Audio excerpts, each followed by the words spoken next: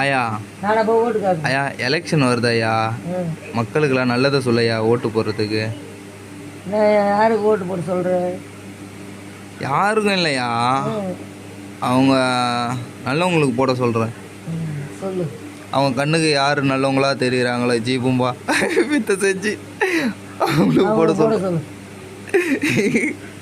நாம் சொல்ல வேண்டியது இல்லையா, அது அவங்களோட தலையெழுத்து, அவங்களே போட்டுருவாங்க. ஆனாலும் இருக்கட்டும் சொல்லுவோம். யாருக்கு பிடிச்சிக்குதோ அவங்களுக்கு போடுவாங்க. ஓ, யாருக்கு பிடிச்சிருக்கோ போடுவாங்களாயா? ஓட்டு போடுறதுனால என்னையா கிடைக்கும் நமக்கு? அவங்களுக்கு ஒரு ஆறுதல, நம்மளுக்கு ஒரு நிம்மதி. நமக்கு என்ன நிம்மதி? நைட் நிம்மதியாக தூங்குறோமா? அதான் நிம்மதி.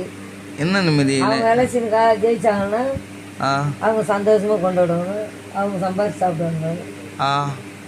நம்மளுக்கு என்ன கிடைக்கும்? நமக்கு ஓட்டுக்கு வந்து கேட்குறாங்க, கொடா போட்டு தரேன், ரோடு போடுறேன், அது போடுறேன்னு. அப்புறமா முடிஞ்சு அவங்க ஓட்டு கேட்டு வாங்கிக்கிட்ட பிறகு எல்லாத்தையும் சூத்தில் தொடச்சி காற்றுல விடுவாங்க. என்னையா பண்ணுவாங்க? சூத்தில் தொடச்சி காற்றுல விட்டுருவாங்க. ஆமாம் சாமி, ஆமாம் சாமி. நான் இது வரைக்கும் பார்த்தது இல்லையா நாட் பொலிட்டிக்கல் மேன்ஸ். ஐயா யாருக்கு ஐயா, யாருக்கு தான் ஏன் ஓட்டு போடணும் அந்த உலகத்தில், நம்ம நாட்டில்? யாருக்கு பிடிக்குதோ அவங்க போட்டு போயின்னு இருக்கணும். நாட்டில் நல்லவங்க ஜெயிக்கவே மாட்டுறாங்களே ஐயா. ஆமாம், கெட்டவங்க தான் ஜெயிப்பாங்க, நல்லவங்க ஜெயிக்க மாட்டாங்க.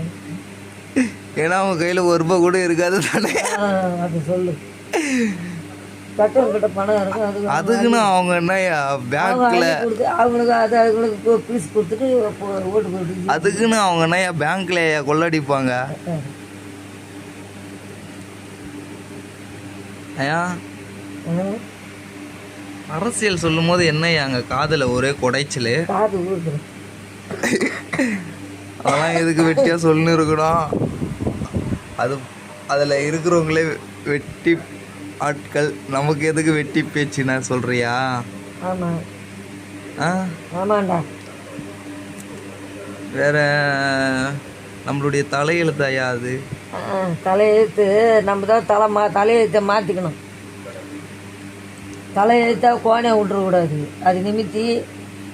அதுதான் ஒரு வீரல் புரட்சி நிமித்தி நேரம் வைக்கணும் தலையை. போ, அதுவே நம் நாட்டின் வளர்ச்சி அப்படின்னு சொல்கிறாங்க. ஆனால் அப்படி என்றைக்குமே நடந்த பாடு தெரியல. சரி சரி.